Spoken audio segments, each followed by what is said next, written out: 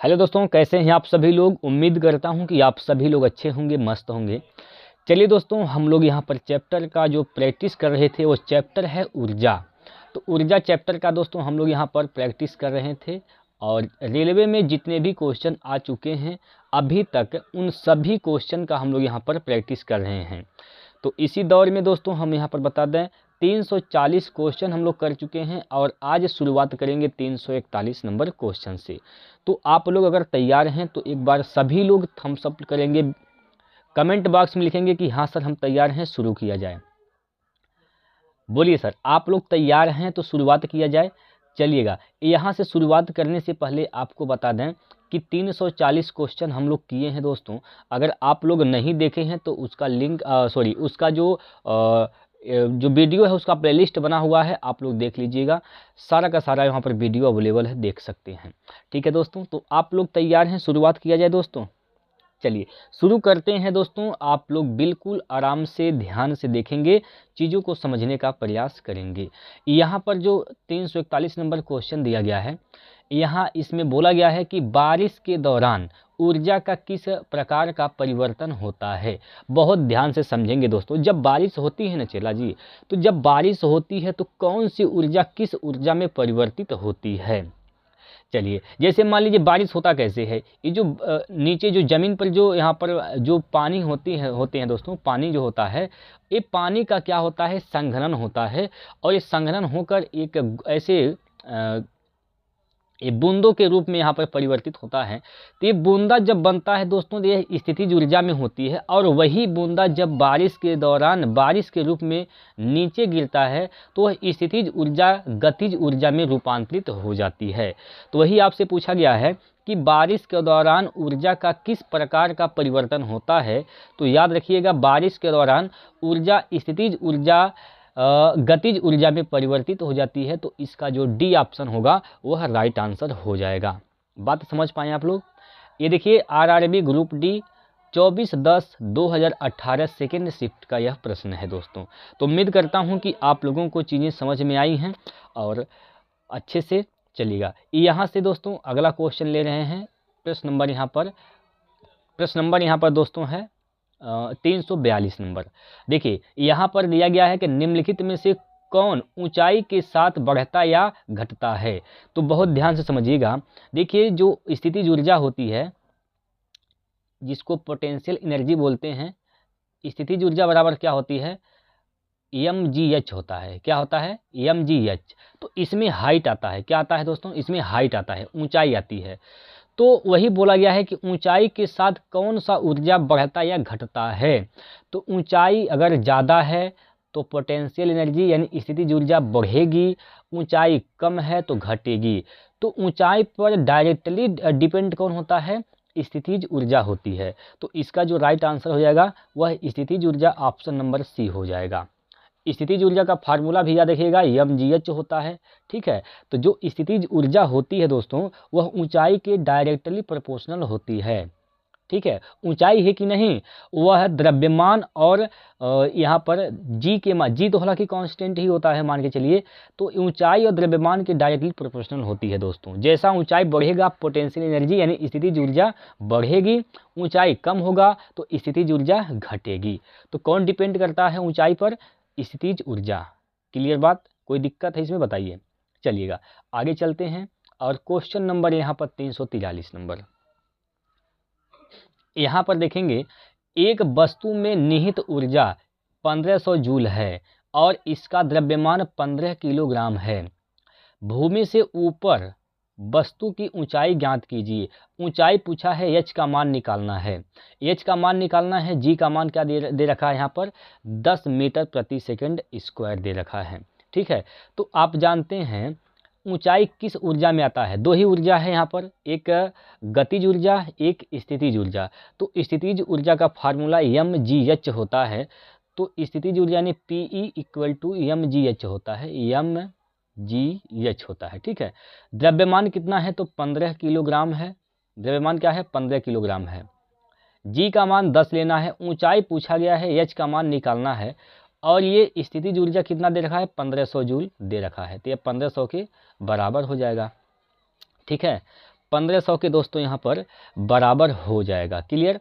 अगर आप इसको काटेंगे तो यहाँ पर 0 से 0 कट जाएगा और 15 से काटेंगे तो एक बार में कट जाएगा, यानी ऊंचाई क्या हो जाएगी, तो 10 मीटर हो जाएगी। ऊंचाई कितना होगा दोस्तों, 10 मीटर ऊंचाई होगा। तो इसका जो 10 मीटर, ऑप्शन नंबर ए इसका राइट आंसर हो जाएगा। ठीक है, बोलिए। चलिए यहाँ पर प्रश्न नंबर 344, स्थितिज ऊर्जा किसके बराबर होती है। स्थितिज ऊर्जा बराबर क्या होता है, mgh होता है। स्थितिज ऊर्जा बराबर क्या होता है, mgh होता है। तो बी ऑप्शन इसका राइट हो जाएगा। ठीक है, चलिए अगला प्रश्न, 10 किलोग्राम की एक वस्तु 2 मीटर प्रति सेकंड की गति से आगे बढ़ रही है, तो वस्तु की गतिज ऊर्जा है। गतिज ऊर्जा का फार्मूला क्या होता है, 1/2। गतिज ऊर्जा का फार्मूला होता है 1/2 mv स्क्वायर होता है। तो 1/2 यहाँ से रखेंगे, 1/2 m का मान कितना है दोस्त, यहाँ पर 10 है। v स्क्वायर, 2 का स्क्वायर क्या हो जाएगा, 4 हो जाएगा। 2 से काटेंगे यहाँ पर 4 को 2 बार में कट जाएगा, 10 दूना 20 हो जाएगा। तो इसका आंसर कितना हो जाएगा, 20 जूल। क्या हो जाएगा, 20 जूल। डी ऑप्शन इसका सही हो जाएगा। क्लियर है, आपको समझ में आ रहा है दोस्तों, बोलिए आप लोगों को समझ में आ रहा है कि नहीं आ रहा है, पर बताएंगे। देखिए अगला जो प्रश्न है वहाँ बोला गया है कि किसी वस्तु की गतिज ऊर्जा के लिए को ज्ञात करने का सूत्र है। कहने का मतलब यहाँ पर गतिज ऊर्जा को ज्ञात करने का फार्मूला क्या होता है, तो 1/2 mv स्क्वायर होता है। तो इसका जो आंसर होगा दोस्तों वह ऑप्शन नंबर बी इसका सही हो जाएगा, हाफ mv स्क्वायर। गतिज ऊर्जा का फार्मूला 1/2 mv स्क्वायर, स्थितिज ऊर्जा का फार्मूला mgh ये होता है। ठीक है, चलिए अगला प्रश्न, 11 किलोग्राम द्रव्यमान की एक वस्तु 5 मीटर प्रति सेकंड के एक समान वेग से गति कर रही है। वस्तु में निहित ऊर्जा कितनी है। अब भैया गति कर रही है तो ऊर्जा पूछा गया है, तो यहाँ पर काइनेटिक एनर्जी निकालेंगे, क्योंकि गतिज ऊर्जा पूछा गया है। तो गतिज ऊर्जा बराबर क्या होता है, 1/2 mv स्क्वायर होता है। तो 1/2 तो रहबा करेगा, m का मान कितना दे रखा है, 11 दिया गया है। v स्क्वायर यानी 5 का स्क्वायर क्या हो जाएगा, 25 हो जाएगा। गुना करेंगे यहाँ पर तो 5 7 2, 2 से भाग कर देंगे यहाँ से, 2 एकम 2, 2 3 6, 2 7 14, 2 5 10, यानी 137 आ जाएगा। 137 जूल, 137 जूल ऑप्शन बी इसका सही हो जाएगा। ठीक, ऊर्जा का मात्रक दोस्तों जूल होता है। चलिए अगला प्रश्न, 15 किलोग्राम द्रव्यमान की एक वस्तु 5 मीटर प्रति सेकंड के एक समान वेग से गति कर रही है। उस वस्तु ने कितनी गतिज ऊर्जा धारण की है। गतिज ऊर्जा 1/2 mv स्क्वायर होता है, mv स्क्वायर। ठीक, तो 1/2 m का मान 15, v स्क्वायर यानी 5 का स्क्वायर 25 हो जाएगा। ठीक है, 5 का स्क्वायर 25। अब गुना भाग कर दीजिए, जूल में आएगा दोस्तों। तो जूल क्योंकि गतिज ऊर्जा का मात्रक जो होता है जूल होता है, तो सेंटीमीटर मीटर पर सेकंड तो आएगा नहीं, जूल में आएगा। ठीक है, तो यहाँ पर करिए गुना, ये 2 है 25 है। ठीक है, तो 15 5 75 के 5 हासिल का 7 हो जाएगा, 15 दूना 30, 7 37। इसमें आपको 2 से भाग करना है, तो 2 1 कम 2, 2 3 6, 1 बचेगा, 2 7 14, 1 बचेगा, 2 5 10, 137 जूल इसका आंसर होगा। माफ कीजिए दोस्तों, 2 8 16 होगा यहाँ पर, और 2 7 14। ठीक है, 187 आएगा। ठीक है, 187 जूल इसका राइट आंसर हो जाएगा, ऑप्शन ए सही है। ठीक है, ए इसका राइट आंसर हो जाएगा 187 जूल। ठीक, चलिए इसको बनाइए। 12 किलोग्राम द्रव्यमान की एक वस्तु भूमि से एक निश्चित ऊंचाई पर है। यदि वस्तु की स्थिति ऊर्जा 480 जूल है तो वस्तु की भूमि से ऊंचाई ज्ञात कीजिए। जी का मान 10 मीटर प्रति सेकंड स्क्वायर लेना है। अब यहाँ पर क्या बोला है, ऊंचाई की बात कर दिया चला। यहाँ पर ऊंचाई की बात किया है तो स्थितिज ऊर्जा भी दे रखा है यहाँ पर। तो स्थितिज ऊर्जा का फार्मूला mgh होता है, mgh होता है। यह स्थितिज ऊर्जा का फार्मूला होता है mgh। स्थितिज ऊर्जा कितना दे रखा है तो यह 480 जूल दिया गया है। m का मान यहाँ पर 12 है, g का मान 10 है, h का मान प्यारे साथियों आपको निकालना है। 0 से 0 कैंसिल, 12 कम 12, 12 चौक 48। तो h का मान कितना आ गया 4 मीटर। h का मान कितना है चेला यहाँ पर 4 मीटर है। सी ऑप्शन राइट आंसर हो जाएगा। ठीक, चलिए अगर आपको कोई दिक्कत होती है समझने में तो आप लोग जरूर बताइएगा। जहाँ भी आपको दिक्कत महसूस हो आप चेला तुरंत कमेंट करिए। चलिए निम्नलिखित में से कौन से स्थितिज ऊर्जा के उदाहरण हैं। अब बताइए, स्थितिज ऊर्जा का उदाहरण आपसे पूछा गया है। कहा है कि घर की छत पर रखी एक ईंट। अब घर का छत देखिए, यहाँ पर एक घर है, ये छत है, तो इस पर एक ईंट रखा गया है। अब इस पर ईंट रखा गया है चला, तो यहाँ से इसकी ऊंचाई आ गई। जहाँ ऊंचाई आती है वहाँ स्थितिज ऊर्जा आ जाएगी। ठीक, ये पहला तो सही है। अगला, एक घड़ी की स्प्रिंग जब घूमती है, एक घड़ी का स्प्रिंग है, एक घड़ी का स्प्रिंग जब घूमती है तो जब घूमेगी तो उसकी लंबाई क्या हो जाएगी, बढ़ेगी। भाई घूमेगी तो बढ़ेगी, तो ये ऊंचाई उसकी क्या हो जाएगी, वृद्धि होगी। तो ये भी स्थितिज ऊर्जा का उदाहरण हो जाएगा। संपीड़ित स्प्रिंग, कोई संपीड़ित स्प्रिंग है, देखिए, और संपीड़ित मतलब होता है कोई स्प्रिंग है उसको दबाए हैं और जब छोड़ेंगे तो बढ़ जाएगा, तो ऊंचाई इसमें भी बढ़ जाएगी। तो ये भी क्या हो जाएगा स्थितिज ऊर्जा का उदाहरण हो जाएगा। और अगला जो है, जल आपूर्ति प्रणाली के तहत ऊंचे जलाशय में संग्रहित पानी। अब जल आपूर्ति जो के लिए जो प्रणाली बनाई गई है उसमें उस जलाशय में पानी को इकट्ठा करेंगे तो पानी की ऊंचाई जैसे मान लीजिए ऐसे है, कोई बर्तन ले लीजिए, मान लीजिए बर्तन है, अब इसे पानी यहाँ से डाल रहे हैं, पानी डाल रहे हैं, तो पानी डालेंगे तो पानी ऐसे लगातार क्या होगा, बढ़ते चला जाएगा, तो इसकी हाइट बढ़ती चली जाएगी। तो यहाँ भी हाइट आ गया, तो ये भी हो जाएगा।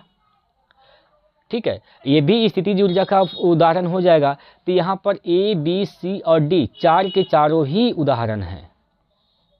ठीक है, चार के चारों विकल्प ही स्थितिज ऊर्जा के उदाहरण हैं। ठीक है दोस्तों, चलिए इसको बनाइए।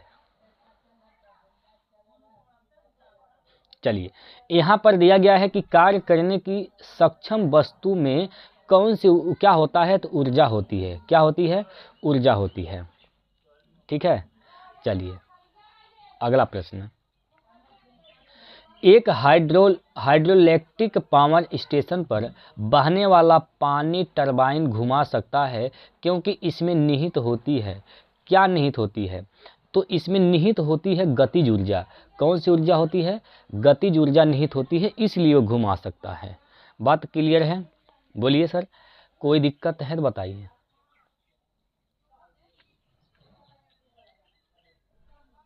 इस सवाल को बनाइए।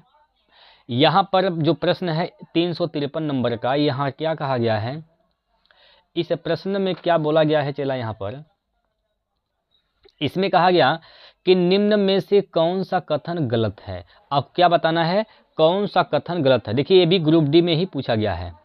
ठीक है, ये भी ग्रुप डी में पूछा गया है। तो कौन सा कथन इसमें गलत है। करेक्ट, संपीड़ित स्प्रिंग में स्थितिज ऊर्जा होती है, बात सही है, होती है। उठाए गए हथौड़े में स्थितिज ऊर्जा होती है, ये भी सही है, क्योंकि जब हथौड़ा को उठाएंगे तो कहीं न कहीं एक ऊंचाई पर उठाएंगे, तो ऊंचाई जहाँ जगह स्थितिज ऊर्जा हो जाती है। बांध में जल में स्थिति गतिज ऊर्जा होती है, अगर बांध का जल कोई है तो वहाँ पर गतिज ऊर्जा होगा नहीं, वहाँ कौन सी ऊर्जा होगी, स्थितिज ऊर्जा हो जाएगी। तो यही गलत है, तो इसलिए यही ऑप्शन इसका सही हो जाएगा, ऑप्शन नंबर सी। ठीक, बोलिए कोई दिक्कत। अगला प्रश्न देखिए,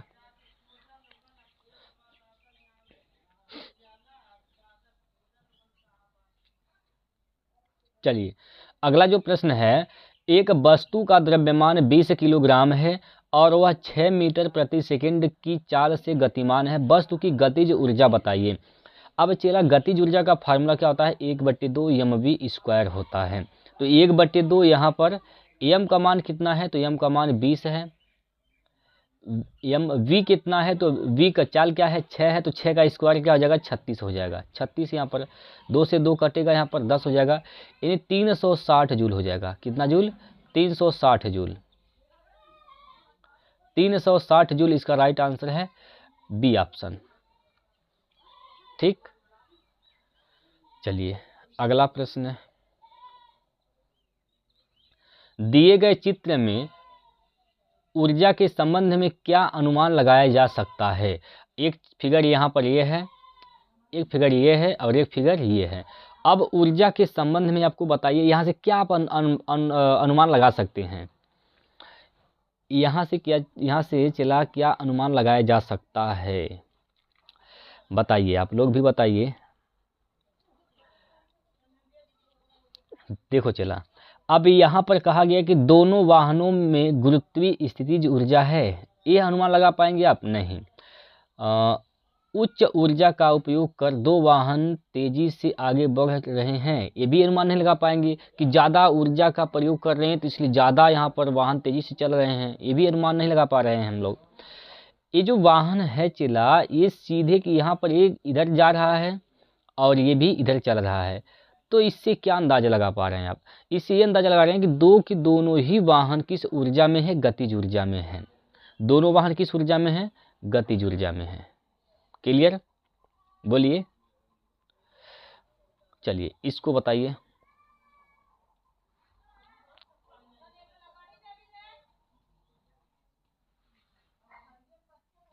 किसी निश्चित ऊंचाई पर उठे हुए पानी में कौन सी ऊर्जा होती है। अब ऊंचाई पर उठा दिया है पानी, तो ऊंचाई किस में आती है, स्थितिज ऊर्जा में आती है, तो इसका स्थितिज ऊर्जा सही हो जाएगा। ठीक, चलिए इसको बनाइए। यदि कोई लड़का गैस से भरा गुब्बारा छोड़ता है जो ऊपर जाता है तो स्थितिज ऊर्जा होगी, स्थितिज ऊर्जा क्या हो जाएगी। जैसे मान लीजिए चला यहाँ पर गुब्बारा इस प्रकार से है, मान लीजिए यहाँ पर एक गुब्बारा इस प्रकार से है, ये गुब्बारा इस प्रकार से है, ठीक है। अब इस गुब्बारे को जब जैसे छोड़ेंगे तो ये इसकी ऊंचाई बढ़ेगी, इसकी ऊंचाई क्या हो जाएगी, बढ़ेगी। और जब ऊंचाई बढ़ेगी तो स्थितिज ऊर्जा भी क्या हो जाएगी, बढ़ेगी। ठीक है, तो डी ऑप्शन इसका सही हो जाएगा। ठीक, चलिए अगला प्रश्न। यदि साइकिल की गति दोगुनी हो जाए तो गतिज ऊर्जा क्या हो जाएगी। अब एक बात बताइए, गतिज ऊर्जा का फार्मूला क्या होता है, 1/2 mv² होता है।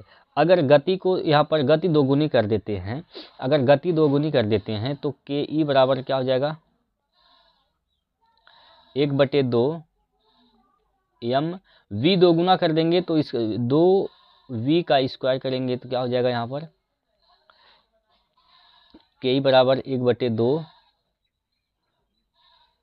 mv इंटू 2 का स्क्वायर 4 हो जाएगा। तो ये इसका मान क्या है, यहाँ पर यह गतिज ऊर्जा का फार्मूला होता है के ई। तो यहाँ पर जो के ई डैश इसको मान ले रहे हैं डैश, तो इसका 4 गुना हो जा रहा है। कितना गुना हो जा रहा है, 4 गुना हो जा रहा है। तो यहाँ पर राइट आंसर क्या हो जाएगा, 4 गुना, ऑप्शन नंबर सी। ठीक है, बोलिए। अगर आप चला गति को दोगुना कर रहे हैं तो गति क्या होती है, v² पर 2 घात पर डिपेंड होती है। 2 गुना करेंगे 4 गुना हो जाएगा, 3 गुना करेंगे तो 9 गुना हो जाएगा, 4 गुना करेंगे 16 गुना हो जाएगा, 5 गुना करेंगे 25 गुना हो जाएगा, क्योंकि ये 2 घात पर यहाँ पर डिपेंड होता है। ठीक है, बात क्लियर है। चलिए इसको बनाइए।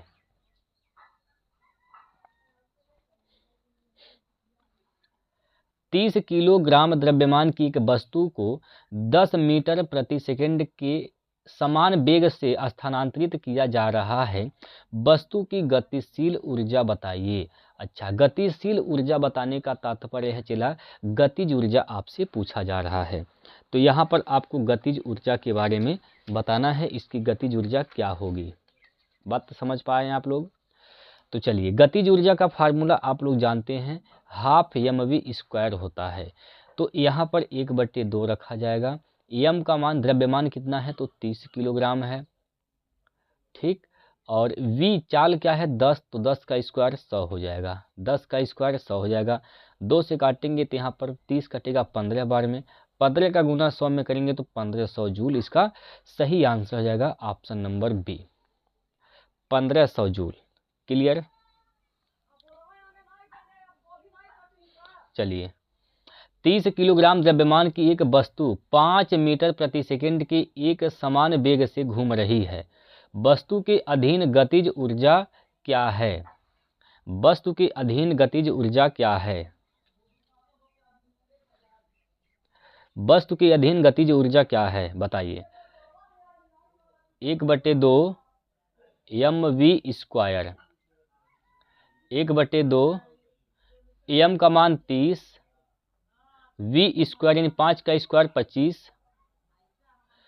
काटेंगे इसको 2 से काटेंगे 30 को तो 15 बार में कट जाएगा, 15 का गुना 25 में करेंगे तो क्या हो जाएगा दोस्तों, 375 जूल। कितना? 375 जूल, ठीक है।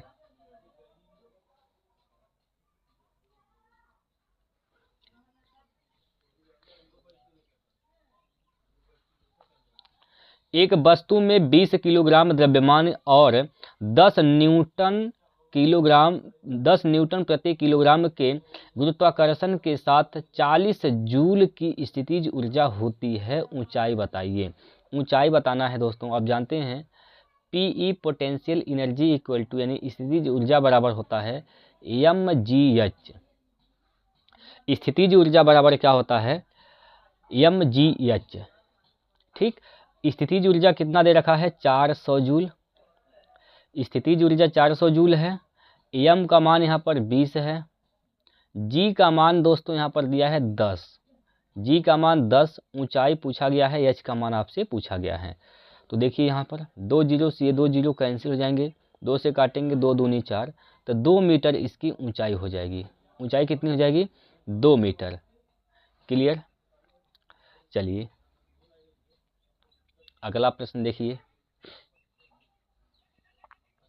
देखिए चला, यहाँ पर जो क्वेश्चन है बहुत इंपॉर्टेंट प्रश्न है, तो आप लोग इसको बनाते रहिए, ठीक है। ये मत सोचिए कि ये एक ही पैटर्न पर है तो बन जाएगा, नहीं, आप प्रैक्टिस करिए। चला, जब प्रैक्टिस करेंगे तो यहाँ पर आपका कैलकुलेशन तेज होगा, ठीक है।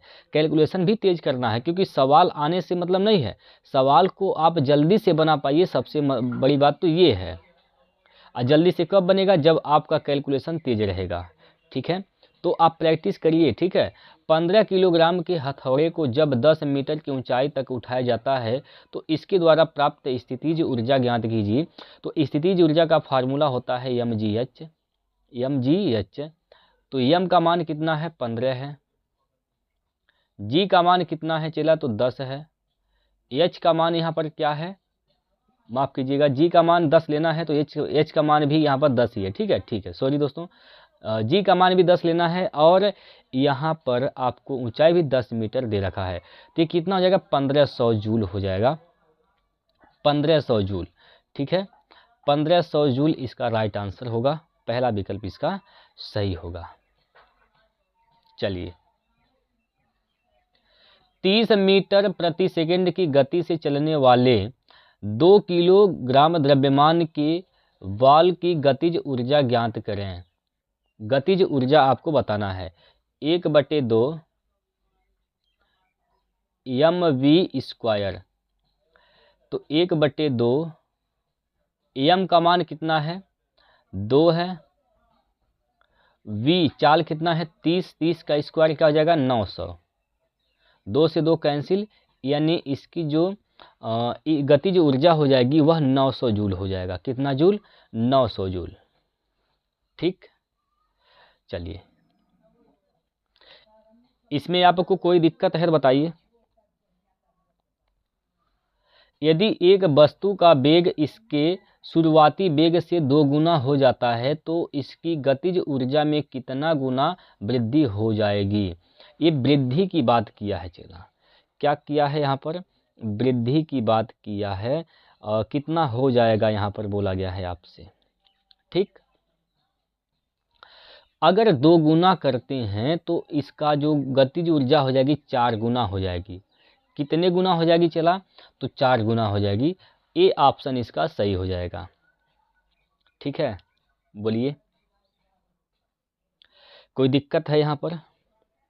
अभी अभी हमने इसके पहले भी ये क्वेश्चन किया है ऐसा। चलिए,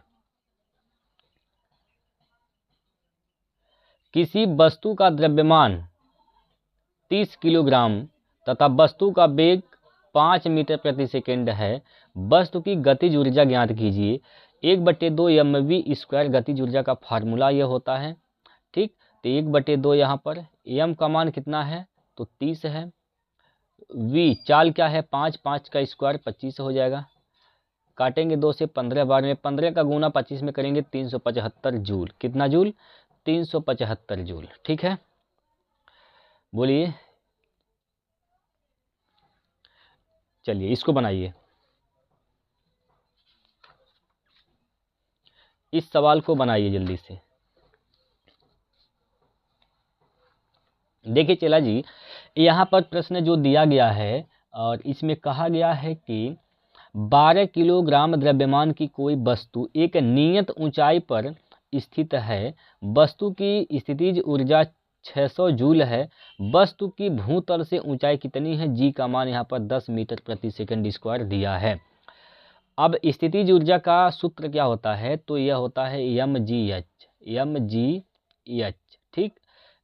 यहाँ पर स्थितिज ऊर्जा कितना दे रखा है, 600 जूल। m का मान 12, g का मान 10, ऊंचाई h निकालना है, बराबर 600, ठीक। 0 से 0 कैंसिल, 12 पंजे 60, यानी ऊंचाई कितना हो जाएगा, 5 मीटर। ऊंचाई कितनी हो जाएगी चला, तो 5 मीटर इसकी ऊंचाई हो जाएगी। क्लियर बात?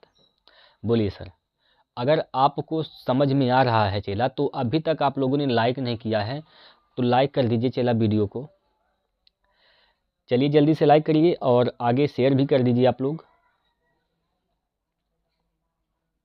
चलिए भाई, हाँ जी, अगला प्रश्न देखते हैं, इसको बनाइए। निम्नलिखित में से कौन सी ऊर्जा गति के साथ बढ़ती है? अगर गति बढ़े तो ऊर्जा भी बढ़ेगी। अब बताइए, 2 ऊर्जा का फार्मूला जानते हैं, एक स्थितिज ऊर्जा, एक गतिज ऊर्जा। तो स्थितिज ऊर्जा में कहीं भी चाल की बात नहीं आती है, तो स्थितिज ऊर्जा तो सही नहीं होगा, विद्युत ऊर्जा भी सही नहीं होगा, रासायनिक ऊर्जा सही नहीं होगा, क्योंकि गतिज ऊर्जा की में ही चाल आता है। तो जैसे चाल बढ़ाएंगे गतिज ऊर्जा बढ़ जाएगी, जैसे चाल बढ़ाएंगे चला तो गतिज ऊर्जा भी बढ़ जाएगी, ठीक है। चलिए अगला प्रश्न, निम्न में क्या समान है? एक तीव्र गति से आता कंकड़ किसी व्यक्ति को चोट पहुंचा सकता है या खिड़की का कांच तोड़ सकता है, ठीक। क्योंकि इसमें कौन सी ऊर्जा है, गतिज ऊर्जा है, ठीक। किसी गतिशील वाहन की ऊर्जा, इसमें भी कौन सी ऊर्जा हो जाएगी, गति ऊर्जा हो जाएगी, गतिज ऊर्जा। तेजी से चलती हवा कई घरों को नुकसान पहुंचा सकती है, हवा चल रही है तो कौन सी ऊर्जा है, गतिज ऊर्जा। और हवा पवन चक्की के फलकों को चला सकती है, क्योंकि इसमें कौन सी ऊर्जा है, गतिज ऊर्जा। तो इन सभी के सभी में कौन सी ऊर्जा है, गतिज ऊर्जा है। तो पहला ऑप्शन इसका सही हो जाएगा। बात तो समझ पाए चला आप लोग? क्या इसमें कोई दिक्कत है? बोलिए। चलिए इसको बनाइए। यहाँ पर दिया गया है कि 3 मीटर द्रव्यमान की एक वस्तु को भूतल से 3 मीटर क्यों दिया भाई यहाँ पर, बोलिए भैया। चलिए, 3 मीटर द्रव्यमान की एक वस्तु को भूस्तर से h ऊंचाई तक उठाया जाता है, वस्तु की स्थितिज ऊर्जा बताइए क्या होगा। अच्छा चलिए देखते हैं, स्थितिज ऊर्जा का फार्मूला होता है क्या यहाँ पर। देखिए यहाँ पर 3 मीटर द्रव्यमान दिया है, यानी m का मान क्या है, 3 मीटर है, m का मान क्या है, 3 मीटर है। स्थितिज ऊर्जा क्या होती है, mgh होता है, ठीक है, mgh होता है। तो यहाँ पर मान रखेंगे mgh,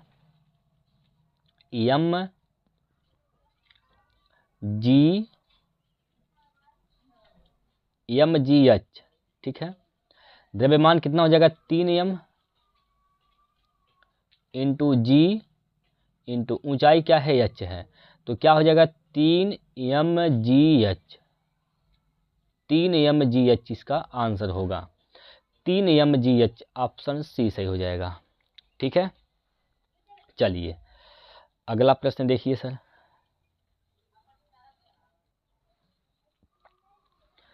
यदि एक बंदूक से गोली चलाई जाती है और बंदूक पीछे की ओर पीछे की ओर आती है तो बंदूक की गतिज ऊर्जा क्या होगी, बताइए।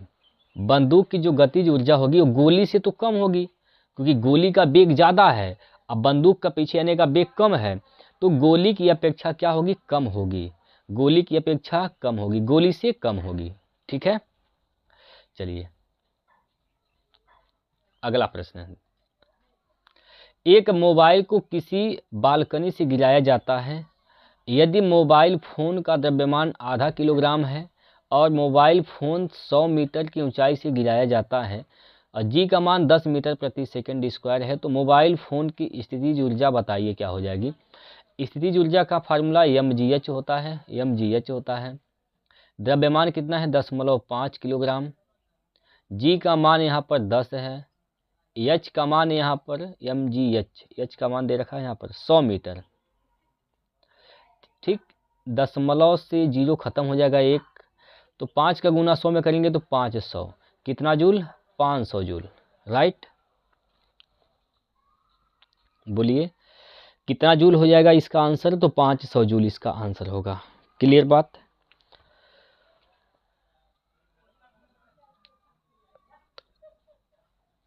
चलिए इसको लगाइए। यहाँ दिया गया है कि 11 किलोग्राम की एक वस्तु जब भूमि से 8 मीटर की ऊंचाई पर हो तब उसमें निहित ऊर्जा कितनी होगी। दिया गया है जी का मान 9.8, ऊंचाई दे रखा है, तो इसका मतलब साफ है कि यहाँ पर स्थितिज ऊर्जा का फार्मूला लगाएंगे। यहाँ पर पीई बराबर क्या हो जाएगा, mgh हो जाएगा, mgh। एम द्रव्यमान कितना है, तो 11 किलोग्राम है। जी का मान 9.8 है। एच का मान यहाँ पर 8 है। तो यहाँ पर दोस्तों आप देख पा रहे हैं 11 से गुना करेंगे तो 11 से ऑप्शन कटना चाहिए। जो ऑप्शन 11 से कटेगा वही राइट आंसर हो जाएगा और दशमलव में भी आएगा, दशमलव में आएगा। ठीक है, सबसे पहले दशमलव में आएगा, तो ये भी दशमलव नहीं है, ये भी नहीं है, ये भी नहीं है, एक ही ऑप्शन दशमलव में है, तो यही इसका आंसर सही हो जाएगा। ठीक, चलिए अगला प्रश्न। 15 किलोग्राम की एक वस्तु जब भूमि से 5 मीटर की ऊंचाई पर हो तब इसमें निहित ऊर्जा कितनी होगी। जी का मान यहाँ पर क्या लेना है, 9.8 लेना है। तो ऑप्शन जो होगा चेला यहाँ पर, चलिए यहाँ पर दशमलव में तो नहीं आएगा, चलिए mgh लगाना है। यहाँ पर स्थितिज ऊर्जा का फार्मूला mgh लगाना है। द्रव्यमान कितना है, 15 है। जी का मान 9.8 है। एच का मान यहाँ पर कितना है, तो 5 है, 5 है। ठीक, यानी 15 में क्या है, तो 3 5 15, 3 है। ऑप्शन 3 से कटना चाहिए, ये तो नहीं कटेगा। ठीक है, और इसको चेक कर लेते हैं। 8 10 5 15 ये तो कटेगा, 7 3 10 15 भी कटे, वो भी कटेगा, ये भी कटेगा। ठीक है दोस्तों,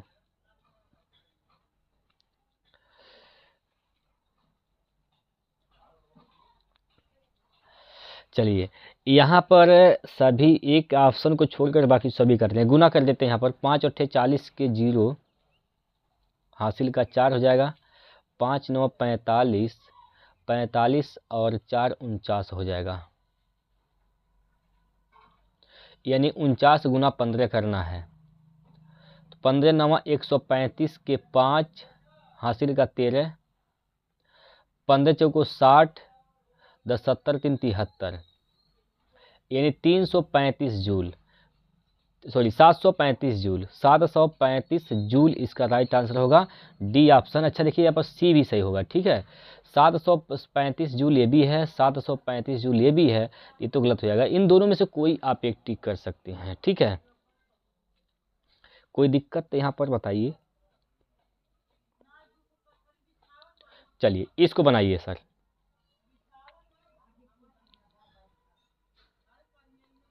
भूमि से 6 मीटर की ऊंचाई पर स्थित 10 किलोग्राम द्रव्यमान की एक वस्तु की ऊर्जा में की गणना करें। जी का मान 9.8 लेना है, तो जी का मान 9.8 लेना है, तो यहाँ पर कितना हो जाएगा, यहाँ पर देखिए mgh फार्मूला लगाएंगे, ये स्थितिज ऊर्जा का।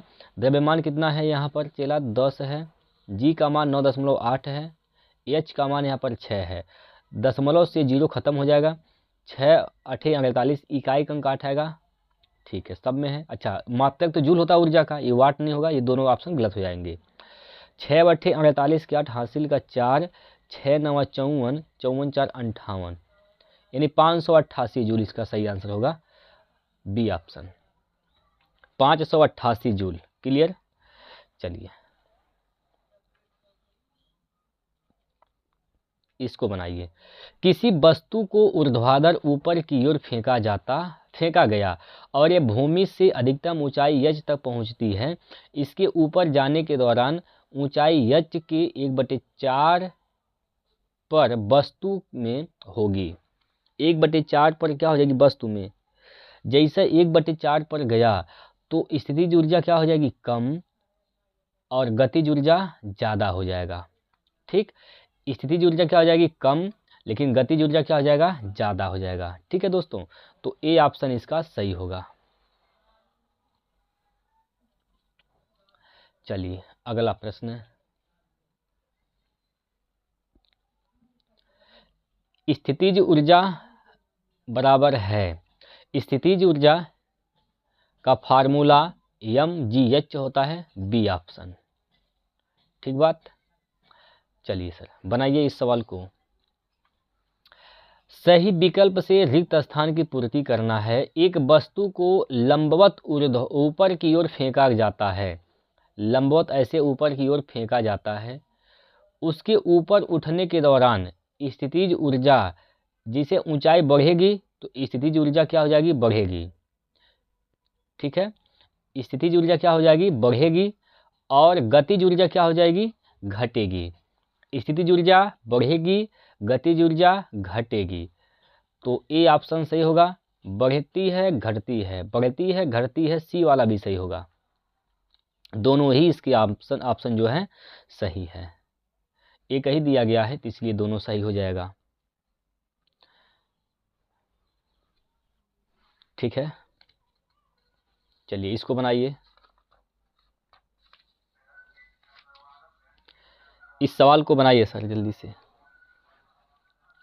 किसी वस्तु के मुक्त रूप से गिरने के दौरान निम्नलिखित में से कौन सी ऊर्जा किसके रास्ते में किसी एक बिंदु पर बढ़ जाती है। देखिए अगर कोई वस्तु मुक्त रूप से गिरती है तो कौन सी ऊर्जा इसके रास्ते में किसी बिंदु पर बढ़ती है, तो गतिज ऊर्जा बढ़ती है, गतिज ऊर्जा में वृद्धि होती है। ठीक है, चलिए अगला प्रश्न है यहाँ पर, किसी बंदूक से बुलेट दागे जाने पर बुलेट की गतिज ऊर्जा क्या होगी। बुलेट की गतिज ऊर्जा क्या हो जाएगी, बंदूक की तुलना में ज़्यादा हो जाएगी। देखिए जब भी आप ऐसे मान लीजिए यह बंदूक है, यहाँ पर कुछ इस प्रकार से, यहाँ पर दोस्तों ये बंदूक है, ठीक है, ये बंदूक मान लीजिए यहाँ है। अब यहाँ से आप यहाँ से बुलेट दागे हैं, यहाँ से बुलेट आप दागे, तब बुलेट यहाँ पर आगे पहुँचा, ठीक है, बुलेट आगे पहुँचा तो बुलेट की गतिज ऊर्जा ज़्यादा होगी, तो ये बंदूक भी पीछे की ओर धक्का मारती है बुलेट, ठीक है, पीछे भी। लेकिन दोस्तों जो बुलेट होती है गोली, इसकी गतिज ऊर्जा ज़्यादा होती है, लेकिन बंदूक की गतिज ऊर्जा कम होती है। ठीक बात समझ पाए यहाँ पर, तो बंदूक की तुलना में अधिक होगी बुलेट की गतिज ऊर्जा। ठीक है, चलिए अगला जो सवाल है यहाँ पर, इसको बताइए।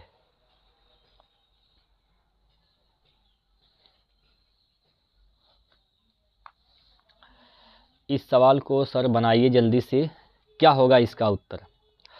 यहाँ पर दिया गया है 2 किलोग्राम का एक ब्लॉक 4 मीटर प्रति सेकंड की गति से समानांतर सतह पर क्लाइड होता है। यह एक बिना दबे हुए स्प्रिंग पर गिरता है और तथा उसे तब तक दबाता है जब तक वह ब्लॉक पूरी तरह गतिहीन न हो जाए। गतिज घर्षण की मात्रा 15 न्यूटन है तथा स्प्रिंग स्थिरांक 10,000 न्यूटन प्रति मीटर है। तो स्प्रिंग कितना सेंटीमीटर से दबाता है ये बताना है। स्प्रिंग जो है कितना सेंटीमीटर से दबता है, यानी कितना सेंटीमीटर दब जाता है दोस्तों, ये बताना है। तो देखिए यहाँ पर जो ब्लॉक है उसका निकालेंगे गतिज ऊर्जा, तो 1/2 एम कितना है दोस्तों, 2 है। वी स्क्वायर, वी कितना है, चाल कितना है, 4 है, तो 4 चौको 16 हो जाएगा, 4 चौको यहाँ पर 16 हो जाएगा, बराबर वही चीज़ यहाँ भी करेंगे, 1/2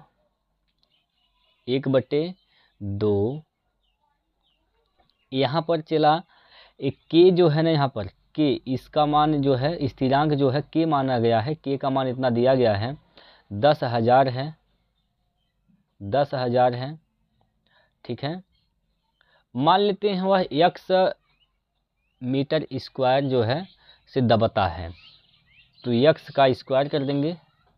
मान ले रहे हैं यहाँ पर कि दबा हुआ जो भाग है वो x मीटर है, तो x मीटर स्क्वायर हो जाएगा, ठीक है, दबा हुआ भाग,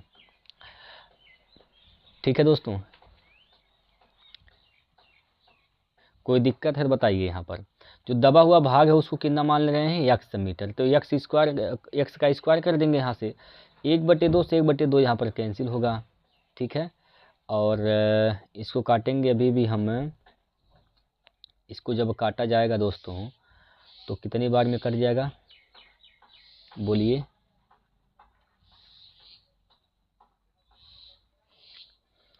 आप इसको क्या करिए ना सर, आप यहाँ पर ये 16 दूना 32 हो जाएगा, यहाँ से 32 बटे कितना हो जाएगा 10,000, 10,000 हो जाएगा, ठीक है, 32 बटे 10,000 हो जाएगा।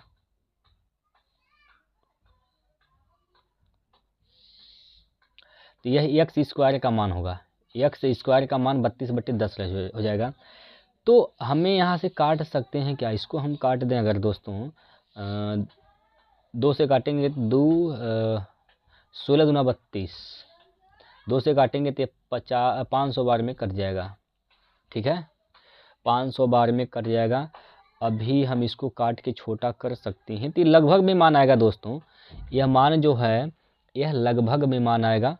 तो लगभग में मान कितना आएगा दोस्तों यही आपको बताना है। तो ये सेंटीमीटर बदलेंगे हम लोग, यहाँ पर ये मीटर में आएगा, सेंटीमीटर में बदलेंगे तो देखिए सेंटीमीटर में लगभग में यह आएगा 5.5 सेंटीमीटर के आसपास, 5.5 सेंटीमीटर के आसपास इसका आंसर होगा डी ऑप्शन, ठीक है। इसको जब आप कैलकुलेशन करेंगे दोस्तों तो लगभग 5.5 सेंटीमीटर ही इसका आंसर होगा, ठीक है।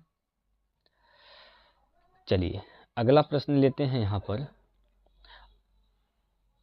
अगला प्रश्न, यहाँ पर ऊर्जा का वह रूप कौन सा है जो कि एक साइकिल को चलाते समय उत्पन्न नहीं होता है। अगर आप साइकिल चला रहे हैं तो ऊर्जा का कौन सा रूप है जो कभी उत्पन्न नहीं हो सकता है। रासायनिक ऊर्जा उत्पन्न होगा क्या, ऊष्मा ऊर्जा उत्पन्न होगा, यांत्रिक ऊर्जा उत्पन्न होगा या गतिज ऊर्जा उत्पन्न होगा। देखिए जब आप साइकिल को चलाएंगे तो उसमें ऊर्जा उत्पन्न होगा क्योंकि आप गर्मी हो जाएंगे पूरा। यांत्रिक ऊर्जा भी उत्पन्न होगा क्योंकि आप उसको पैडल मार रहे हैं, चला रहे हैं, तो यांत्रिक ऊर्जा उत्पन्न हो ही रहा है। और जब साइकिल चला रहे हैं तो साइकिल गति कर रही है तो इसमें गतिज ऊर्जा भी उत्पन्न होगा, लेकिन उसमें कहीं भी रासायनिक ऊर्जा उत्पन्न नहीं होगा, ठीक है।